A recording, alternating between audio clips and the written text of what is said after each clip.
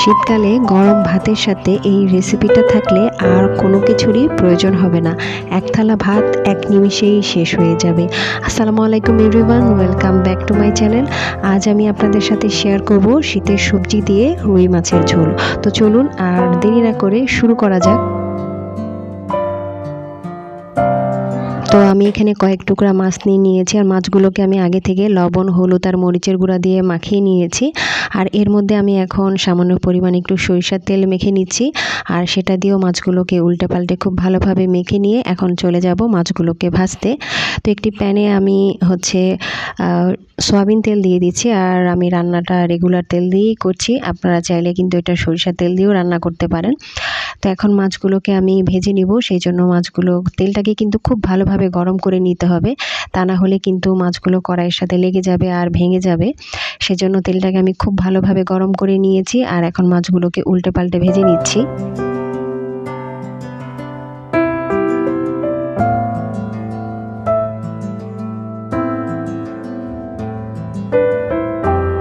আজকে রান্নার জন্য আমি এখানে রুই মাছ নিয়েছি। আপনারা চাইলে অন্য যে কোনো মাছ দিয়ে এটা রান্না করতে পারেন।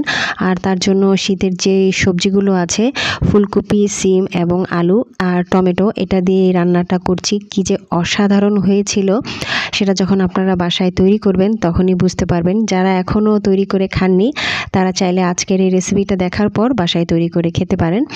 আর অবশ্যই কিন্তু আমাকে কমেন্ট করে জানাবেন যে আপনাদের কাছে কেমন লেগেছে। তো যাই হোক, মাছ ভাজা আমার হয়ে গিয়েছে। সেই তেলের মধ্যেই আমি পরিমাণ মতো পেঁয়াজ দিয়ে দিয়েছি। আপনাদের কাছে যদি তেলের পরিমাণ কম লাগে সেক্ষেত্রে আপনারা তেলটা আর একটু বাড়িয়ে নিতে পারেন। আর যদি মনে হয় যে না ঠিকঠাক আছে, তবে যেই তেলের মধ্যে মাছ ভেজেছেন সেই তেলের মধ্যেই রান্না করার চেষ্টা করবেন, তাতে কিন্তু টেস্ট আরও ভালো হয়।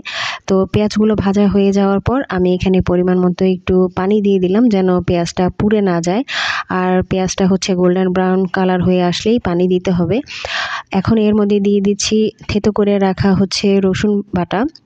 রসুনটাকে আমি একটু থেতো করে নিয়েছি আর দিয়ে দিলাম পরিমাণ মতো হলুদের গুঁড়া আর ঝালটা আপনারা আপনাদের স্বাদ অনুযায়ী দিবেন। তো আমি এখানে মরিচের গুঁড়া দিয়ে দিয়েছি আর লবণটাও স্বাদ অনুযায়ী দিয়ে এখন সব উপকরণগুলো খুব ভালোভাবে নেড়েচেড়ে এটাকে কিছুক্ষণের জন্য নাড়াচাড়া করে ভুনিয়ে নিতে হবে। আর ততক্ষণ পর্যন্ত ভুনাতে হবে যতক্ষণ পর্যন্ত তেলটা উপরে ভেসে না ওঠে, তা না হলে কিন্তু রসুনের যে কাঁচা স্মেলটা আছে সেটা কিন্তু থেকে যাবে।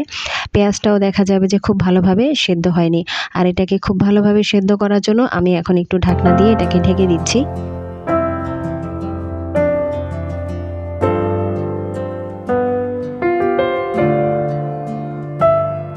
কিছুক্ষণ পর ঢাকনাটা খুলে দেখলাম যে তেলটা ভেসে উঠেছে। তো মশলাটাকে আমি আরেকটু নাড়াচাড়া করে কষিয়ে নিচ্ছি। আর মশলাটাকে খুব ভালোভাবে কষিয়ে নিলে এর মধ্যে থেকে কাঁচা স্মেলটা চলে যায় আর তরকারিটার টেস্টটাও আরও ভালো আসে।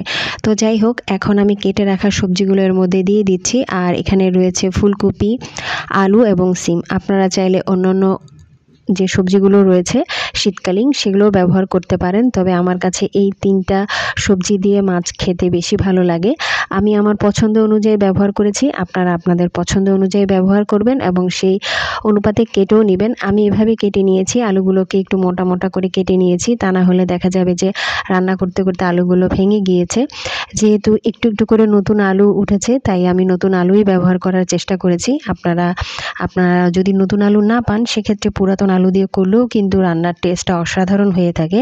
তো যাই হোক, ঢাকনা দিয়ে আমি এটাকে কিছুক্ষণ কষিয়ে নিয়েছি। আর প্রথম অবস্থায় আমি কিন্তু পানি ব্যবহার করিনি। আর প্রথম অবস্থায় এভাবে ঢাকনা দিয়ে কিছুক্ষণ ঢেকে রান্না করলে এটা থেকে যে কাঁচা স্মেলটা থাকে সেটা চলে যায়। এখন আমি এর মধ্যে 2 কাপ গরম পানি ঢেলে দিচ্ছি। আর গরম পানি দিলে তাড়াতাড়ি রান্নাটা হয়ে যায় এবং ফুলকপিগুলো সিদ্ধ হতে তাড়াতাড়ি হয়ে যাবে। ফুলকপিটা একটু চেক করে নেবেন, কারণ দেখা যায় কোনো সময় ফুলকপি খুব তাড়াতাড়ি সিদ্ধ হয়ে যায়, আবার কোনো সময় একটু দেরিতেও সিদ্ধ হয়। সেক্ষেত্রে আপনারা চাইলে আর একটু পানি ব্যবহার করতে পারেন। তো ঢাকনাটা খুলে আমি কিন্তু অলরেডি চেক করে নিয়েছি যে ফুলকপিটা সেদ্ধ হয়েছে কিনা। তো দেখলাম যে ফুলকপিটা সেদ্ধ হয়ে গিয়েছে আর সবজিটাও খুব সুন্দরভাবে সব কিছু সেদ্ধ হয়ে গিয়েছে। তো এখন আমি ভেজে রাখা মাছগুলো এক এক করে সব দিয়ে দিচ্ছি।